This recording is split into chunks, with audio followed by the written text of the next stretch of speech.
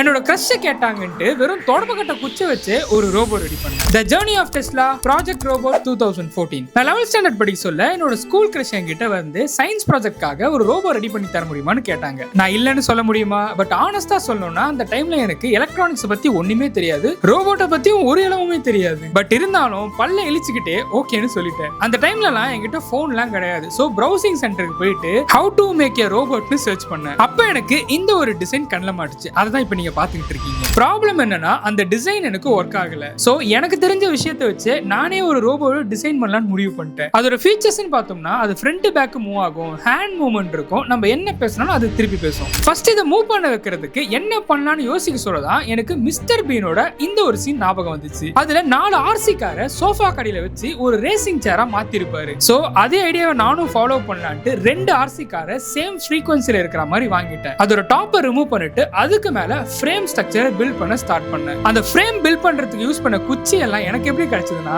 எங்க அம்மா ஒரு வாட்டி உடைஞ்சு போன தொடப்பக்கட்டையை தூக்கி வெளியே போட்டிருந்தாங்க. சோ அதுல இந்த மாதிரி குச்சி எல்லாம் இருக்கிறத பார்த்தேன். அந்த குச்சி அங்கிருந்து ஆட்டையை போட்டேன். அந்த குச்சி எல்லாம் ஒட்ட வைக்கிறதுக்கு நான் 500 ரூபாய்க்கு 5 ரூபா ஃபெவிக்விக் மட்டுமே வாங்கியிருக்கேன். பிகாஸ் அந்த டைம்ல எனக்கு பெரிய ஃபெவிக்விக் டப்பா இருக்குன்னு கூட தெரியாது. ஹேண்ட் மூவ்மெண்ட்காக மோட்டர்ல டயரை மாட்டி அந்த டயர்ல ஆர்ம் ஸ்ட்ரக்சரை ஃபிக்ஸ் பண்ணிட்டேன். சோ மோட்டர் சுத்த சுத்த ரோட்டரி மோஷன்ல இருந்து லீனியர் மோஷனா கன்வெர்ட் ஆகும். அப்ப எனக்கு மோட்டர் ஸ்பீட் எல்லாம் எப்படி கண்ட்ரோல் பண்றது கூட தெரியாது. அதுக்காக ஃபுல் சார்ஜ்ல இருக்கிற பேட்டரியோட பவரை வேணும்னு ட்ரைன் பண்ணி அப்புறம் மோட்டர்ல கனெக்ட் பண்ணுவேன். அப்படி பண்றதுனால மோட்டர் ரொம்ப ஸ்லோவா சுத்தும். சோ அதனால ஹேண்ட் மூவ்மெண்ட்டும் ஸ்லோவா இருக்கும். நெக்ஸ்ட் இதை பேச வைக்கிறதுக்காக என்கிட்ட 2 பழைய வாக்கி டாக்கி இருந்தது. சோ அதோட ஒரு எண்டை பாட்டோட செஸ்ட் பக்கத்துல வச்சுட்டேன், இன்னொரு எண்டை என்னோட கண்ட்ரோலர்ல ஃபிக்ஸ் பண்ணிட்டேன். இப்போ நான் என்னோட கண்ட்ரோலர்ல பேசினா அந்த பாட்ல இருந்து சவுண்டும் வெளியே வரும். ஃபைனலி அந்த பாட்டால ஃப்ரண்ட் பேக் போக முடியும், ஹேண்ட் மூவ்மெண்ட் கொடுக்க முடியும், நம்ம என்ன பேசினாலும் அதால திருப்பியும் பேச முடியும். ஃபைனல் டச்சா கார்போர்ட்லாம் கட் பண்ணி ஓரளவுக்கு ட்ரெஸ்ஸிங்லாம் பண்ணியாச்சு. ஆனா இங்க தான் ஒரு ப்ராப்ளம். நான் அந்த ப்ராஜெக்ட்ல 70% முடிச்சிட்டேன். பட் அதுக்கப்புறம் பண்றதுக்கு என்கிட்ட ஃபண்ட் இல்ல.